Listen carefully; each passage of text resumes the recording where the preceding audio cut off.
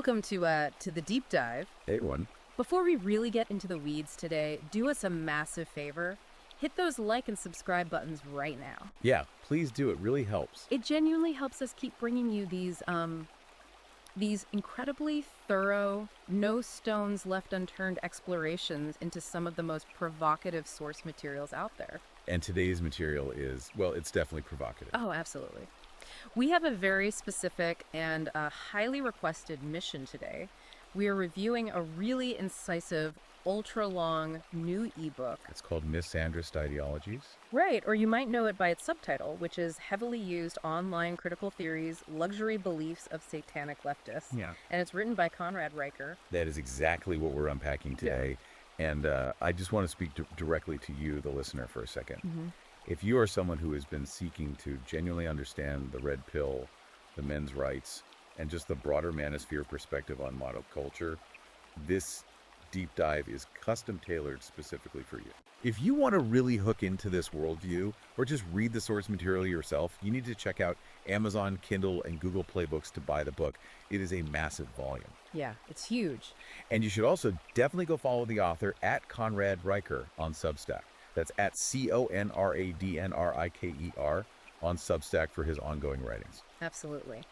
So our goal today is to provide a fascinating, extensive exploration into how, according to Riker's framework, our foundational institutions were historically captured by what he explicitly describes as feminists and Marxists. Right. And I truly cannot stress this enough before we start, we need to establish the rules of engagement here. The disclaimer. Yes, the critical disclaimer for you listening. Mm-hmm. This source material contains highly politically charged right-wing and red pill content. Very much so. We, as your hosts, are taking absolutely no sides today. We aren't endorsing the author's viewpoints, and we aren't condemning them either. That's the baseline. Our sole mission is to act as your impartial guides. We're just here to objectively unpack Riker's arguments. Test the engine, basically. Exactly. Look at his syllogisms, map out his historical claims, and just see how the logic of this book runs. We want to help you fully understand the architecture of these arguments. Think of us as cartographers. Right. We're mapping out this highly controversial terrain for you, but we are not telling you where to build your house. I love that analogy. So, to set the stage, let's start with Riker's foundational premise. The whole book hinges on this concept of luxury beliefs. Which is actually a term he borrows from Rob Henderson, the social commentator. Right, but Riker takes it in a very specific structural direction. His overarching argument is that modern progressive ideologies like modern feminism and critical theory, they don't just exist in a vacuum. No, they require a massive subsidy. Exactly. They can only exist because they are heavily subsidized by the physical safety, the hard infrastructure, and the surplus resources generated almost entirely by traditional patriarchal male labor. It's a really striking premise. Yeah. To help you visualize this, Riker contrasts two very different images right at the beginning. The ironworkers. Yeah, the 1930s ironworkers, the roughnecks, mostly Mohawk and Irish immigrants. He paints this super vivid picture of these men dangling from steel cables 1,000 feet above Manhattan. Building the Empire State Building. Right, in just 13 months. Mostly without safety harnesses, freezing winds, blistering heat. It's an environment of extreme lethal physical risk. Driven by what he calls masculine aggression and engineering brilliance. Exactly. And then he violently contrasts that image with a modern archetype. The gender studies graduate. Right. He asks you to imagine a modern progressive graduate walking into the plush marble lobby of that exact same building today. Totally insulated from the elements. Kept perfectly comfortable by climate-controlled engineering. And yet they take to social media to complain that the office air conditioning is sexist because it was historically calibrated for male metabolic rates. The contrast is completely intentional and jarring. And he uses this to introduce what he terms the syllogism of male utility. Yeah, let's break that down. A syllogism is just deductive reasoning. Step 1. Men build civilization through dangerous, back-breaking physical labor. Step 2. That completed civilization enables extreme comfort and safety. Step 3. That profound comfort creates a luxurious environment where feminism can safely emerge. Step 4.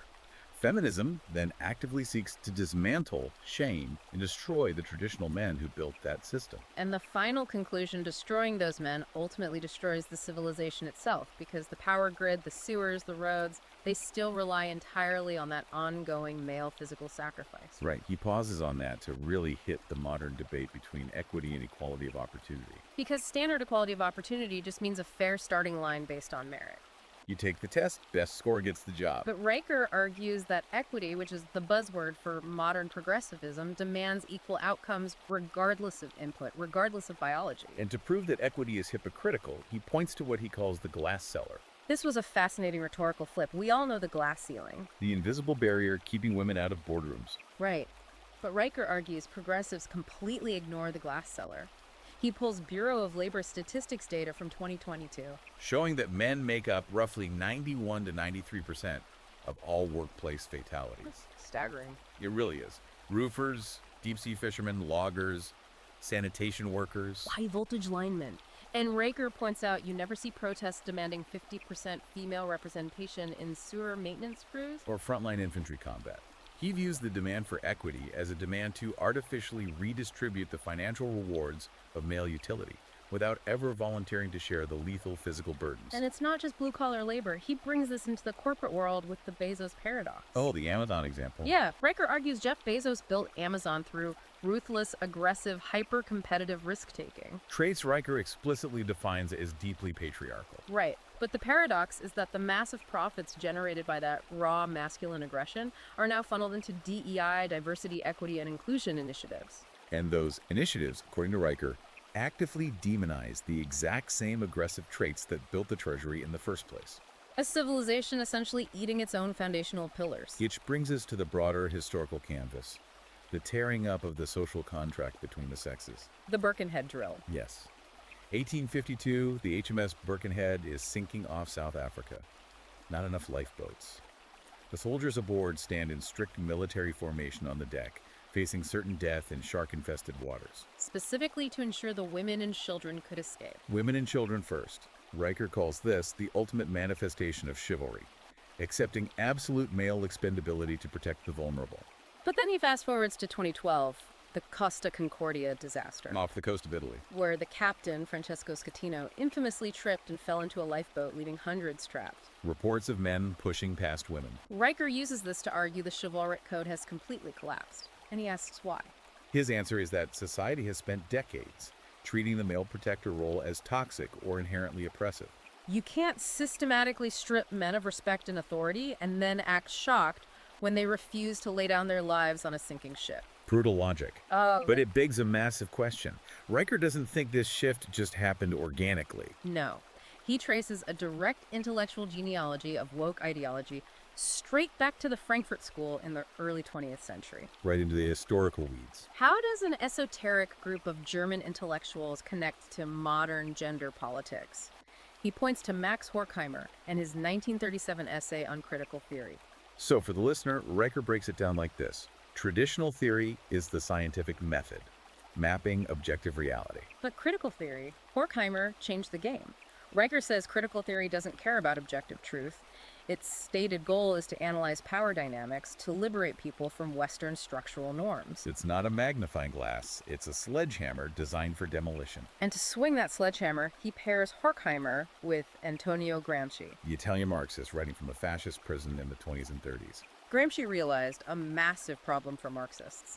Violent economic uprisings weren't happening in the West. Because the working class was getting wealthy under capitalism, buying cars and radios. So Gramsci proposed the Long March through the institutions. A deliberate, patient strategy. Don't violently revolt. Quietly capture the cultural organs that produce Western values. The universities, media, entertainment, they didn't storm the beaches, they got academic tenure. Exactly. But how does capturing institutions for economic Marxism connect to identity politics? That's the pivot. When economic arguments fail to resonate with a prosperous middle class, Riker says the left cynically changed the axis of the conflict. They replaced factory owner versus factory worker with a framework based entirely on immutable identity traits, race and gender. The patriarchy oppressing women. Right. Riker argues this was a masterstroke because it ensured a perpetual cycle of grievance. Because if it's about wages, you negotiate a raise and it's over. But if it's about cultural identity and historical grievance... The revolution becomes permanent. No amount of legal equality can solve it. Which brings us to Herbert Marcuse, the 1965 essay, Repressive Tolerance. This felt like Riker's blueprint for modern cancel culture. Marcuse was trying to solve a problem. How do you suppress political enemies in a society that values free speech? Repressive tolerance. He argued that standard tolerance just reinforces the oppressive status quo. So to be truly tolerant, you must be actively intolerant of right-wing movements and conservative ideas. Intolerance becomes a moral virtue. Riker calls it newspeak incarnate. Silencing opponents is reframed as an act of profound morality.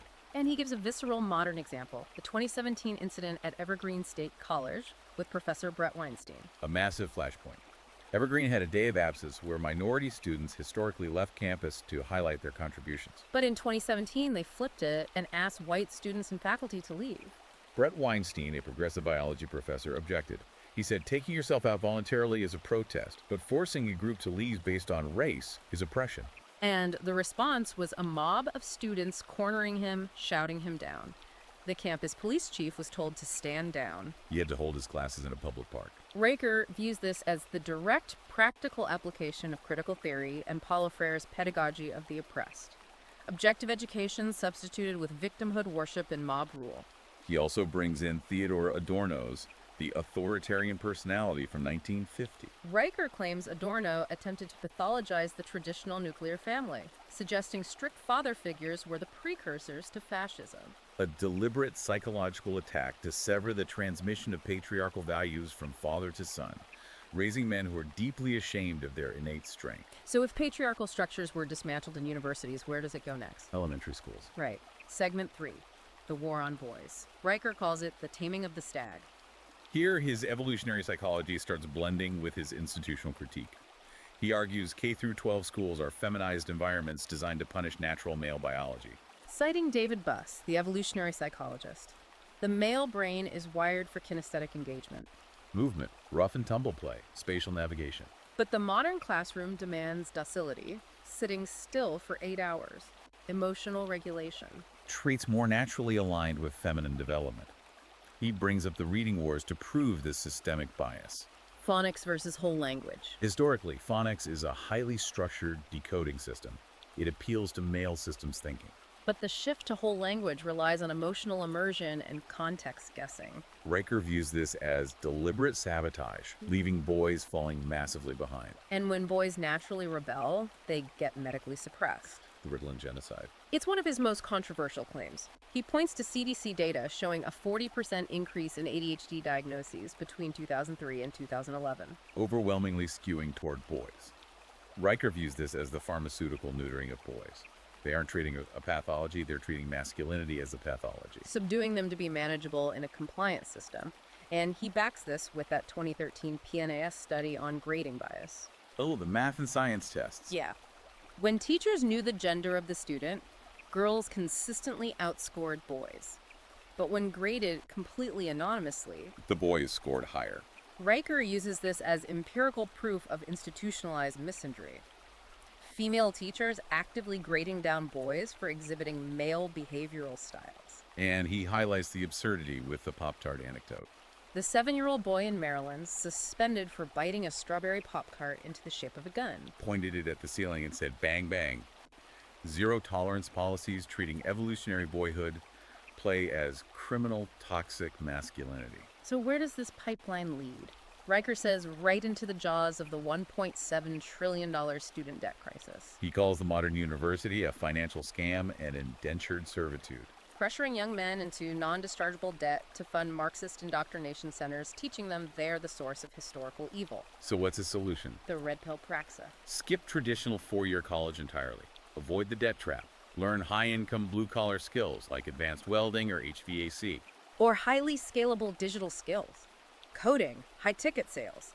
Build a parallel tribal network outside the academic priesthood. But what if a man does enter the corporate world? That brings us to segment 4, the internal Stasi. Modern HR departments. Riker compares them directly to the East German secret police. Monitoring internal speech, enforcing ideological purity, prioritizing emotional comfort over profit. And this introduces the competence paradox, the traits that actually drive innovation and revenue assertiveness, risk-taking, obsessive focus. Riker says those are biologically male-typical traits, but HR and DEI classify them as toxic or domineering. The paradox is that the massive HR bureaucracy relies entirely on the surplus revenue generated by the masculine competence it punishes. He illustrates this with the anecdote of Mark, the senior back-end engineer. Right, Mark spots a critical flaw, a race condition before a big launch. Tries to urgently explain it to the project manager. But she's a recent diversity hire with zero technical background, feels threatened by his tone, and files an HR complaint for mansplaining. In creating a hostile work environment, Mark backs down to save his career. The flawed code launches. System crashes, cost the company $4 million, and Mark is quietly fired later anyway for poor cultural fit. Riker uses this to say, when you prioritize psychological safety over objective reality, structural collapse is inevitable. But why would a profit-driven company do this? Riker traces the legal foundation to Griggs versus Duke Power Company, 1971. Disparate impact theory. This is vital to his thesis. The court ruled that even if a test is entirely neutral, like a math requirement, if it results in disproportionate outcomes among demographic groups, it is legally discriminatory. Making raw objective competence illegal if it doesn't yield equal demographic outcomes. Companies are terrified of class action lawsuits, so they force racial and gender quotas by proxy. Penalizing high-performing men to make the demographic spreadsheet look right. He also targets asset managers like BlackRock and Vanguard. The ESG scores. Environmental, social, and governance metrics. Trillion-dollar asset managers acting like a cartel. If a company refuses diversity quotas, BlackRock lowers their ESG score. Starving them of capital and forcing compliance through financial extortion. He uses the 2017 James Damore memo at Google as proof. Damore cited mainstream evolutionary psychology to suggest the gender gap in tech might be due to biological differences in interest. Men liking systems, women liking people. He cited the scientific consensus and was immediately publicly smeared and fired. Riker contrasts this obsessive need for agreeableness with the fall of Nokia. Nokia lost the smartphone war because its culture became too feminine and consensus-driven. Couldn't compete with the ruthless, entirely masculine drive of Steve Jobs at Apple. Which pivots us perfectly into segment 5. Evolutionary psychology, hypergamy, and the sexual marketplace. Going all the way back to A.J. Bateman's 1948 fruit fly experiments. Because fruit flies reproduce incredibly fast, Bateman found male fruit flies gained massive reproductive advantage by mating with as many females as possible. But the females gained absolutely zero advantage from multiple males. One was enough. Riker connects this to Robert Schreiber's 1972 theory of parental investment, the biological math underpinning Riker's entire gender view. The sex that invests the most biological resources into offspring will naturally be the choosiest. Women bear the immense biological cost of gestation. They are hardwired to be incredibly selective. While men, whose investment can be minimal, are wired to aggressively compete for those selective females. And Riker uses this to argue male ambition and risk-taking aren't toxic social constructs. They are primal evolutionary imperatives. If you didn't compete, you didn't reproduce. This leads to the paradox of toxicity, or the gynocentric double bind. Modern feminism demands men be submissive, vulnerable, emotionally open. But Riker argues women are still biologically hardwired from the Pleistocene era to desire dominant, stoic, capable men. So if a man obeys the modern mandate to be vulnerable and weak, Riker says he instantly becomes sexually invisible. His phrasing is brutal.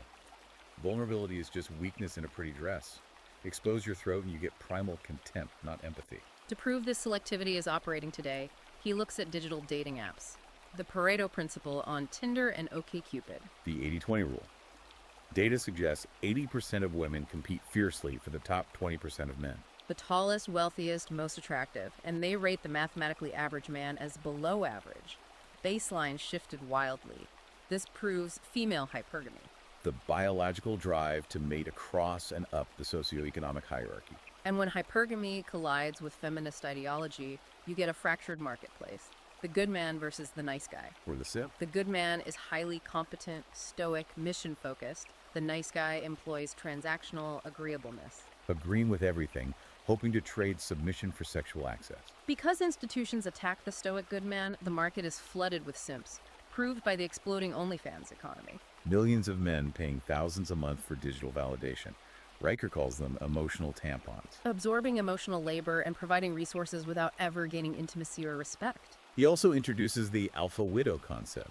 If a young woman mates with top-tier alpha males during peak fertility, she develops deep physiological benchmarks. So when she's in her 30s and those men won't commit, she finds it impossible to pair bond with a stable provider male. Chronic dissatisfaction, comparing the average husband to her past. And the Satoshi Tajiri effect, the creator of Pokemon. An obsessive, neurodivergent guy mocked by women his whole life until he achieved massive global wealth and status. Proving an asymmetry.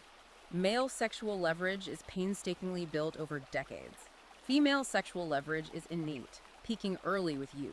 If we connect these biological dynamics to legal marriage, we hit segment 6, the gavel of bias, divorce, and family court. Riker traces the dismantling of the nuclear family to Ronald Reagan. 1969 Family Law Act in California, the first no-fault divorce laws. Riker absolutely despises it, calls it divorce. He lays out the syllogism of the scam. Premise 1. A valid contract requires mutual consent to dissolve, or proof of breach. Premise 2. No-fault divorce allows unilateral dissolution at any time without penalty to the person breaking it. Therefore, modern marriage isn't a valid contract. He calls it a hostage situation where the state holds the gun. The mechanics are crucial here. Title 5ED of the Social Security Act. This one blew my mind. The state acting as a surrogate husband. Basically, Title 5ED provides massive federal matching funds to states based on how much child support they collect. Creating a perverse incentive for family courts to maximize child support orders, extracting wealth from productive men to subsidize single mothers. Riker says this removes the financial risk of female hypergamy. A woman initiates divorce, the state guarantees a severance package funded by the ex-husband's future labor. Backed by the threat of prison, he goes scorched earth on the deadbeat dad narrative. High male income isn't viewed as a reward for competence. It's a reservoir waiting to be drained. A bounty on his own head. He uses the Frank and Jamie McCourt divorce, the former Dodgers owners. The courts focused heavily on lifestyle maintenance for the ex-wife, treating Frank's future earnings as her ongoing property. But he also brings it to the middle class with Dave, the software engineer. Worked grueling 80-hour weeks to pay for his wife's medical school. She becomes a doctor, files for no-fault divorce, and strategically works part-time during proceedings, so the judge orders Dave to pay her massive alimony based on his tech salary. Legalized betrayal, punishing male sacrifice while subsidizing lack of loyalty. So what are men doing? MGTOW, men going their own way. Riker vehemently defends it. It isn't hate or misogyny. It's a rational, mathematical cost-benefit analysis. The risk of divorce, theft, and ruin is so high, men are going on a quiet labor strike against marriage. He even defends the Mike Pence rule. Refusing to dine alone with a woman other than his wife, mocked as a Puritan. But Riker says it's logical risk management in a litigious environment where one uncorroborated accusation destroys your life. This mass withdrawal leads to segment 7, antinatalism, gender fluidity, and civilizational decline. The void of the cradle.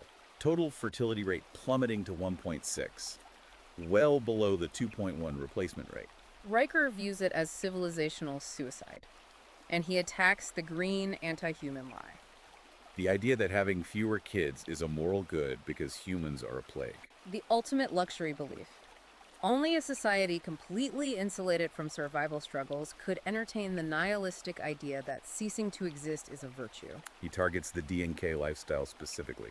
Double income, no kids. Celebrated on TikTok, but Riker calls them economic parasites. Because they consume the roads, power grids, and medical innovations built by previous generations, but refuse to produce the human capital to maintain them. Modern welfare states like Social Security are literally demographic Ponzi schemes, relying on a massive base of young workers to pay for the top. Without children to tax, mathematical collapse is guaranteed. And the breakdown of reality continues with transgender ideology. Riker calls gender fluidity the absolute pinnacle of luxury beliefs, demanding a total denial of objective, material biology in favor of subjective internal feelings. He cites Dr. Lisa Littman's research on ROGD, rapid onset gender dysphoria.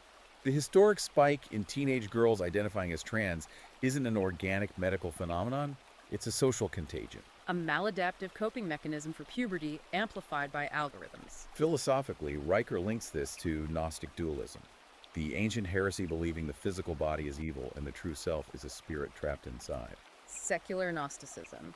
Chemically altering a healthy body to match a subjective mental state is a medical catastrophe. Anchored by the tragic John Jones case. David Reimer. Botched circumcision in the 60s. Psychologist John Money convinced the parents to reassign his sex to female, raise him as Brenda. An experiment to prove the blank slate theory. Catastrophic failure.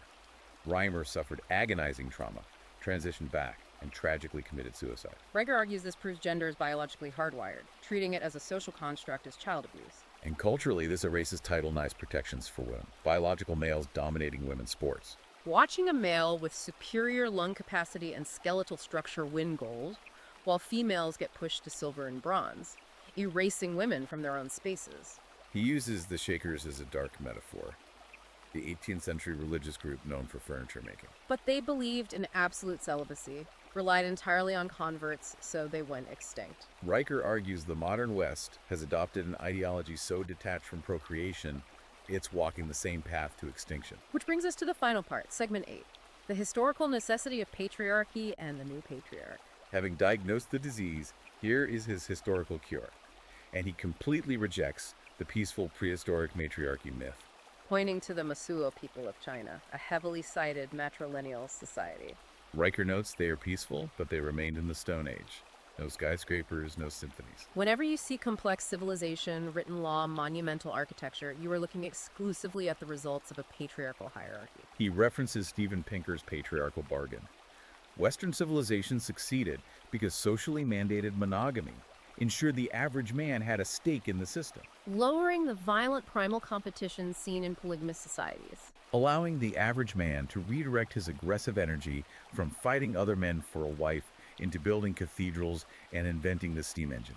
Looking back to the Roman paterfamilias, the male head of household holding absolute legal power. Viewed today as barbaric, but Riker argues it was a necessary mechanism to ensure paternity certainty. Because before DNA testing, the only way a man could be certain a child was his was through strict control of female sexuality. And without that ironclad guarantee, no man would voluntarily invest decades of grueling labor into the agrarian revolution, clearing wilderness to accumulate generational capital. Paternity certainty is the prerequisite for civilization. He even debunks the Viking shield maiden narrative. Brave BJ 581 in Sweden, found with weapons. Media claimed it proved women fought as elite warriors. But subsequent DNA analysis confirmed the skeleton was definitively male.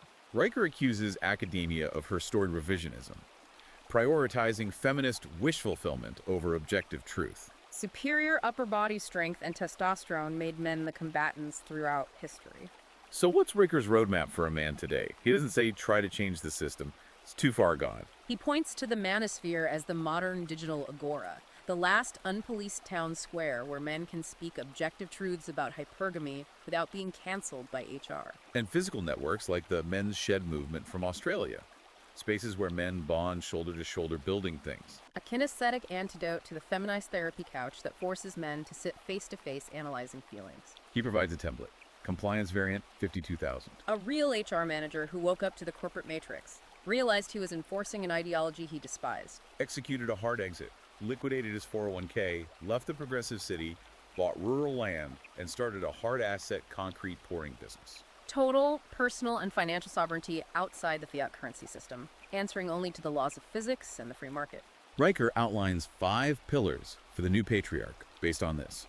First, physical strength. Citing empirical links between upper body strength and traditional political views. Second, stoic resilience. Rejecting the trap of male vulnerability, remaining indifferent to online outrage. Third, intellectual rigor. Reading the great books, self-educating outside the corrupted university system. Fourth, patriarchal leadership, defined not as tyranny, but as burden-bearing, absorbing the chaos and danger so his family lives in peace behind his walls. And fifth, the shield of civilization, the tactical application, achieving financial sovereignty through unconfiscatable hard assets, specifically Bitcoin. And utilizing geographic arbitrage, moving capital and family to jurisdictions that respect your rights, escaping the corporate rat race entirely. Incredible ground covered today, mapping out Riker's highly detailed worldview. And I want to leave you, the listener, with a final provocative thought that builds directly on this geographic arbitrage idea. It's a deep one. Think about this thought experiment. If this movement of competent men withdrawing their labor their marriage prospects, and their capital from the mainstream system continues to grow, will we eventually see a complete societal bifurcation? A profoundly sci-fi thought. Imagine a near future where two entirely distinct civilizations occupy the exact same physical geography.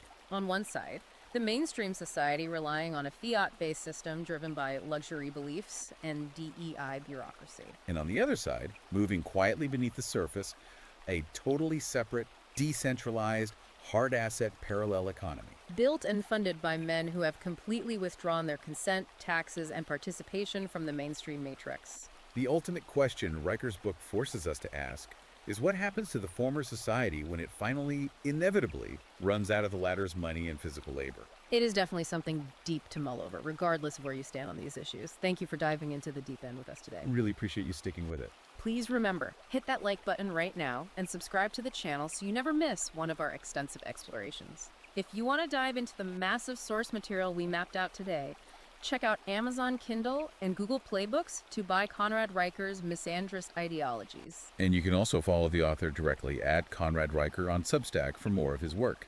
Once again, we are simply your impartial guides, mapping out the contours of this highly debated terrain so you can truly understand the arguments actively shaping the culture wars. Thanks for listening, and we will see you in the next deep dive.